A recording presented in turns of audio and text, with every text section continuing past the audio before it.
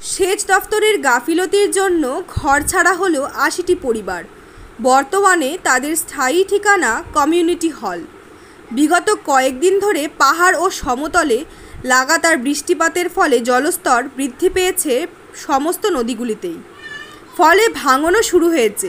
শিলিগুড়ির অদূরে চমকডাঙ্গি গ্রাম সংলগ্ন এলাকার পাশ দিয়ে বয়ে চলেছে তিস্তা নদী। গ্রামে ঢোকার মূল রাস্তা গত কয়েকদিন আগেই তিস্তা নদীর গ্রাসে চলে গিয়েছে। ধীরে ধীরে সেই ভাঙন এখন গ্রাস করতে চলেছে গোটা গ্রামটিকে। গ্রামবাসীদের অভিযোগ, সেচ দফতরকে ভাঙন শুরু হওয়ার আগেই বিষয়টি জানিয়ে এসেছেন তারা। সেচ দফতরের থেকে পরিদর্শনও করে গিয়েছিলেন আধিকারিকেরা, কিন্তু সময় মতো কাজ শুরু না করায় ভাঙনের মুখে পড়তে হলো বাসিন্দাদের। ফলে ঘর ছাড়া হতে হলো তাদের। গতকাল রাতে ভাঙন বেড়ে যাওয়ায় গ্রামবাসীরা আতঙ্কগ্রস্ত হয়ে পড়ে। তারপরই শেষ সম্বল বাঁচাতে নিজেরাই তাদের ঘরবাড়ি ভেঙে নিয়ে যাচ্ছেন নিরাপদ স্থানে। বাড়ির বয়স্ক ও বাচ্চাদের স্থান হয়েছে কমিউনিটি হল। তাদের দাবি, ভাঙন যেভাবে বাড়ছে তাতে আজ রাতের মধ্যে পুরো গ্রামটি নিশ্চিহ্ন হয়ে যাবে। ইতিমধ্যে বিদ্যুৎ সংযোগ বিচ্ছিন্ন করে দেওয়া হয়েছে গ্রামটিতে। শিলিগুড়ি মেট্রোপলিটন পুলিশের ভক্তিনগর থানা থেকে ব্যবস্থা করা হয়েছে খাওয়ারের ও ত্রিপলের। সেচ দফতরের লোকেরাও কাজ শুরু করেছে, তবে রীতিমতো হিমশিম খেতে হচ্ছে তাদের ভাঙন ঠেকাতে।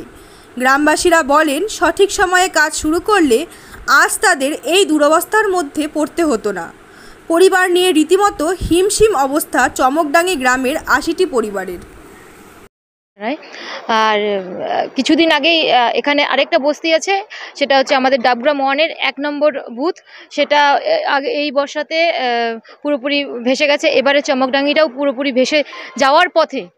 তো আমি যখন এই অবস্থা এই পরিস্থিতি দেখে আমি ইরিগেশন ডিপার্টমেন্টে ফোন করি এবং গৌতমবাবু, আমাদের প্রাক্তন বিধায়ক তথা মন্ত্রী যে ছিলেন এখন বর্তমানে শিলিগুড়ির মেয়র, গৌতমদেববাবুকে বলেছেন, উনিও ইরিগেশন ডিপার্টমেন্টে ফোন করেছেন। 2-3 দিন আগেই কাজ শুরু করে দিয়েছেন এমার্জেন্সি বেসিসে, কিন্তু এটাতেও হচ্ছে না, কারণ প্রাকৃতিক দুর্যোগ এড়িয়ে যাওয়া যাবে না।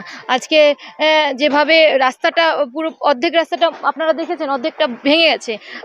বয়স্কদের জন্য ব্যবস্থা করে দিচ্ছে, আর যারা পাচ্ছে উপরের দিকেই কোথাও শিফট করছে। যতটা পারছি আমরা আর প্রশাসনকে জানানো হয়েছে সব জায়গায়।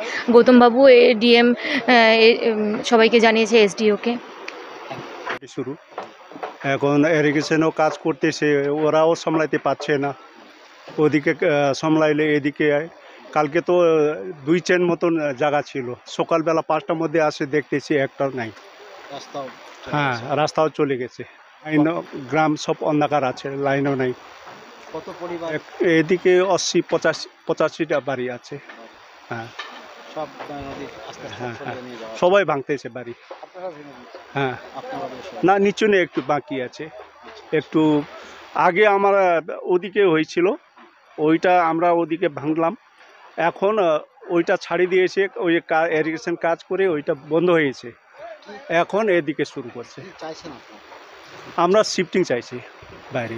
কিন্তু হচ্ছে তো, হ্যাঁ, প্রশাসন থেকে কি চাইছেন? হ্যাঁ, প্রশাসন কেউ যে আমাদের পার্টির লোক খালি আসতেছে, প্রশাসন কেউ আসে নাই। এদিকে আমাদের ভিডিও নাই। ভিডিও অনেক দিন থেকে আমরা লালটুঙে সেরকম হয়েছে, 4-5 বার বললাম ভিডিওকে, উনি কোনো দিন দেখা করে নাই। মানে এখন কি দাবি করছেন?